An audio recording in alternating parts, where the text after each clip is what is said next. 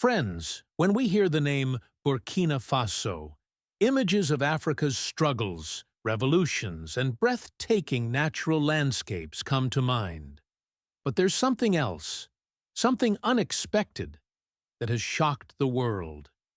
Python farming. Now you might be wondering, in a country that has battled poverty and conflict for decades, why on earth would anyone start farming pythons? And how has this unusual idea become so successful that global fashion houses now have their eyes locked on Burkina Faso? This story is going to be fascinating, so I'd request you to watch this video till the very end. And don't forget to tell us in the comments which city and country you're watching from. Our story begins in a remote village of Burkina Faso, surrounded by forests and valleys. This village wasn't famous for its beauty, but rather for something terrifying.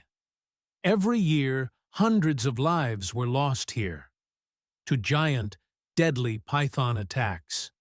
These snakes were everywhere. Villagers were so afraid they couldn't sleep peacefully at night. Children weren't allowed to play in the forest, and even farming in the fields had become a life-threatening risk. The locals tried many times to control the snakes, but every effort failed. Things got so bad that eventually the government had to intervene. Experts were called in, modern technology was used, and a massive operation was launched.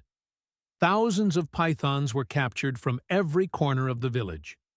But once the snakes were caught, a new question arose.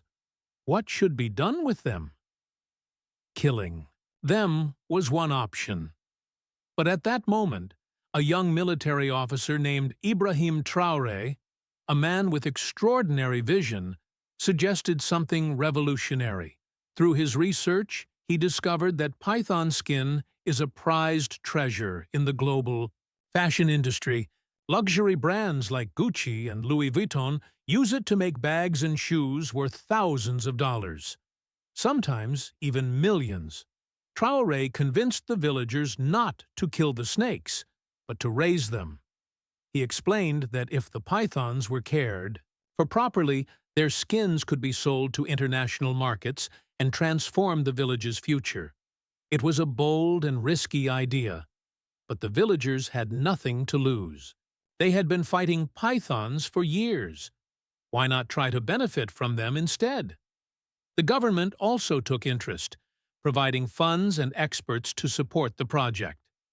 With Traoré's leadership, a well-organized plan was set in motion. So, a dedicated area was built for python breeding, designed to mimic a natural environment so the snakes could stay healthy and grow strong. Special attention was given to their diet, health, and breeding conditions. Villagers were trained in snake care, how to feed them, how to monitor their health, and most importantly, how to maintain the quality of their skins. Because in the luxury industry, even the smallest flaw in python leather could mean a major financial loss. Slowly, the village's identity began to change. What was once a place haunted by fear now became a hub of opportunity. Each home had new hope, because python farming was not only reducing poverty, but also creating jobs. And then came the breakthrough moment. For the first time, python skins from this village were processed and shipped to international markets. Luxury giants like Gucci, Louis Vuitton, and Hermes were stunned by the quality. They didn't just accept the leather, they paid handsome amounts for it. At first, the orders were small, but soon they grew so rapidly that the villagers themselves could hardly believe it. To give you an idea, a single python leather handbag can start at $5,000, but with rare designs, some can go for as high as $2 million. This industry not only boosted Burkina Faso's economy, but also gave global fashion brands a new level of quality and prestige. Today, many fashion houses won't even consider their collections complete without python leather. And in that small village, almost every household now raises pythons. But the story doesn't end with leather. As villagers gained more experience, they realized that pythons had many other valuable uses. Instead of wasting the meat, they began exporting it. In parts of Africa and Southeast Asia, python meat is considered a delicacy. It fetched high prices in international markets.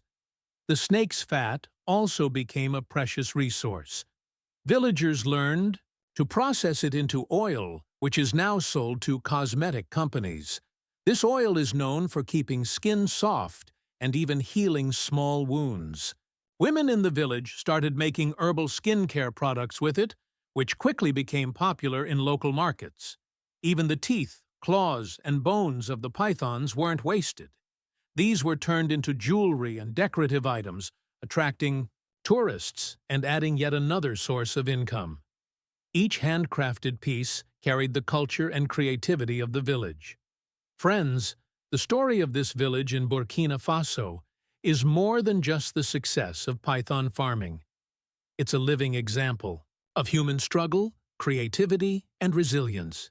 A place once ruled by fear and poverty is now filled with prosperity and opportunity. Python farming didn't just change one village's destiny, it put Burkina Faso on the global map of the luxury fashion industry.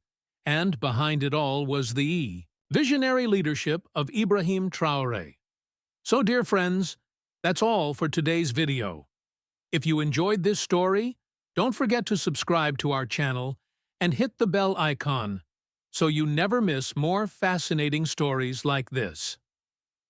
Until our next video, take care of yourselves and your loved ones. Goodbye.